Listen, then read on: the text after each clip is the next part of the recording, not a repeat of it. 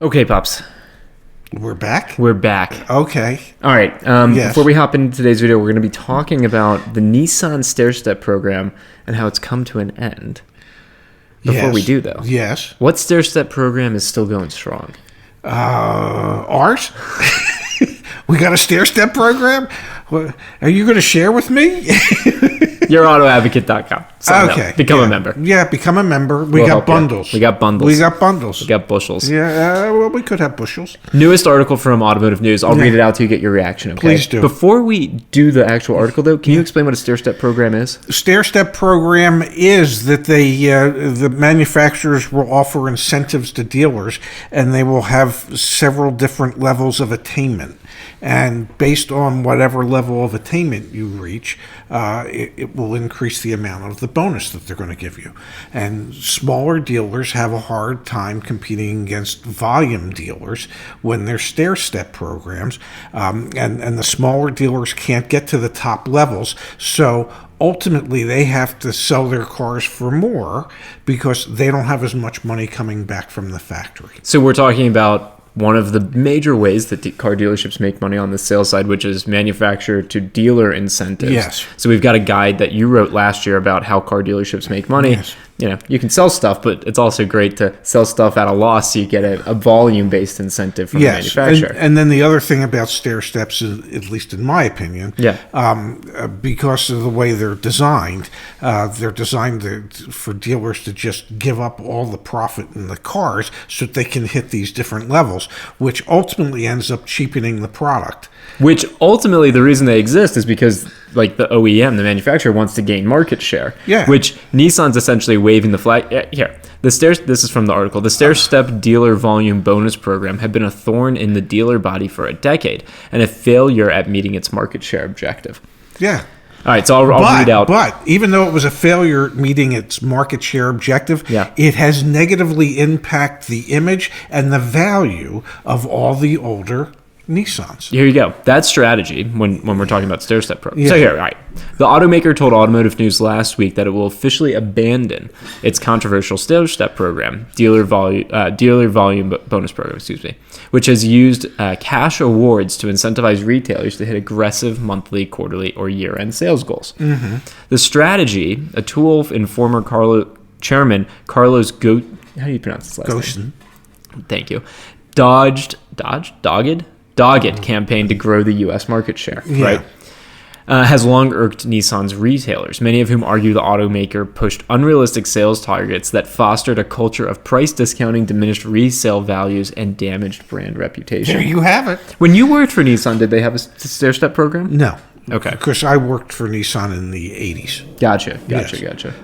But you've worked for other manufacturers that had stair-step programs. I've seen stair-step programs. I have said forever that stair-step programs do exactly what that last paragraph stated, which is that they ruin the reputation and lower the future value of the brand, because it forces dealers to prostitute themselves when it comes to pricing.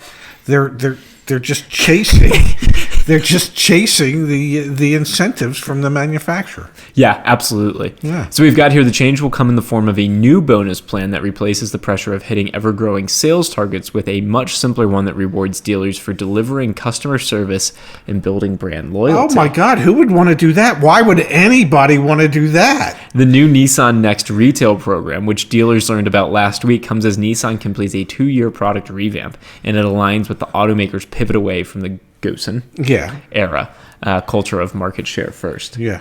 Interesting. So do you think this is going to we've done one video on the importance of CSI surveys, the customer service, or customer satisfaction surveys. Do you think this is going to put even more pressure on those sales managers and salespeople? My guess is that that'll be a major opportunity within the framework of these programs. Yeah. A lot of it's going to be based on attaining certain CSI scores.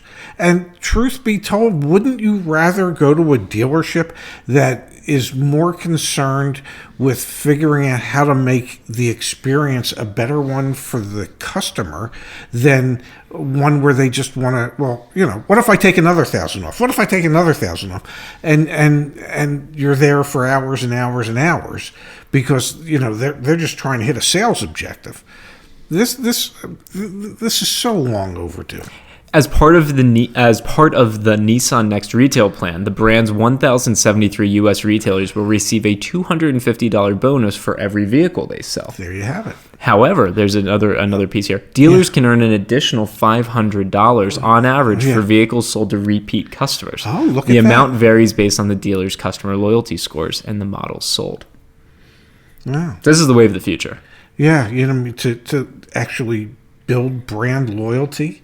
Oh, why did it take why did it take a decade for allegedly smart people who were in charge of running multi-billion-dollar multinational corporations to realize that, well, wouldn't we be better served if, I don't know, we kept the customers we had? So from the buyer perspective, Dad, does this actually take away some of my negotiating leverage, or are there still... Well, they're still negotiating. There'll still be incentives.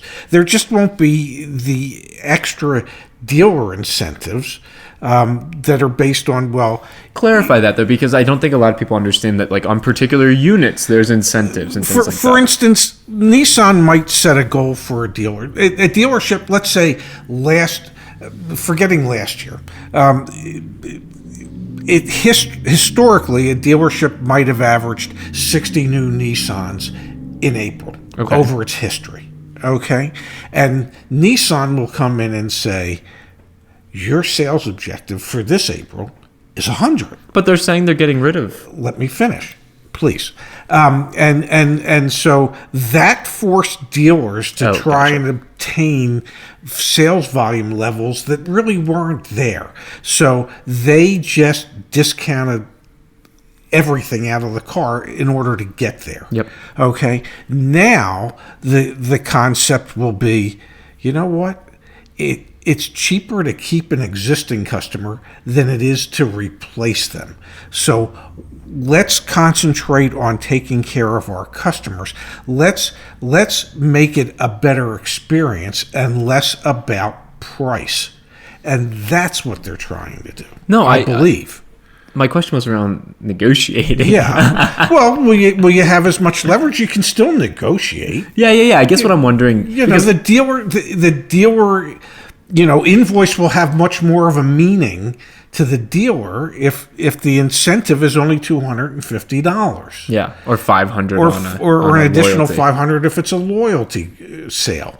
So you're not just chasing these abstract sales volume goals that they decided to come up with that were meaningless. But there are still, I just want to be crystal clear here, there are still incentives on particular makes and models. There will be incentives. Dealership incentives. I don't mean consumer-facing incentives. I mean dealership incentives. There might be. That might be part of it. That's kind of what I'm asking. But I don't think there'll be. It won't be. It won't be tied to a sales number. Exactly. It's like it's like what we saw with... It would be like if suddenly there was a plethora of Sentras, and they're not selling, so that they might throw an additional incentive to dealers for selling like this more article. Sentras. Yeah, like this article says, $250 flat for every vehicle. But then I bet you in some months there's going to be a $1,250 flat because we can't move any Sentras. If you sell a Sentra, something like that. But, so it still ties back to like the principles of supply and demand. Yes, and why we built the market price. But it's not. It's not just tied into this. Oh, some arbitrary, yeah. I mean, I used to look at numbers that Mini would give us or Acura would give us. Yeah. And it was like, okay, so last year in May, we did 100 new Acuras. So this year's objective is 125. Well, who in their right mind says, yeah, you should have a 25% increase month over month, year over year? That's not so. Yeah, That's not being realistic. No, I hear you. And then it would drive, obviously, the discounting that we would see. Yeah. That cheapens the brand. This is definitely the wave of the future. It's good to see Nissan there are a number of progressive dealers who complained about these type of programs because they saw what it was doing to the value of the product, and it destroys the value of the product. It depresses the value of the product because nobody's selling value. Everybody's just selling discount. Yeah, no, I totally get it, Dad. Yeah.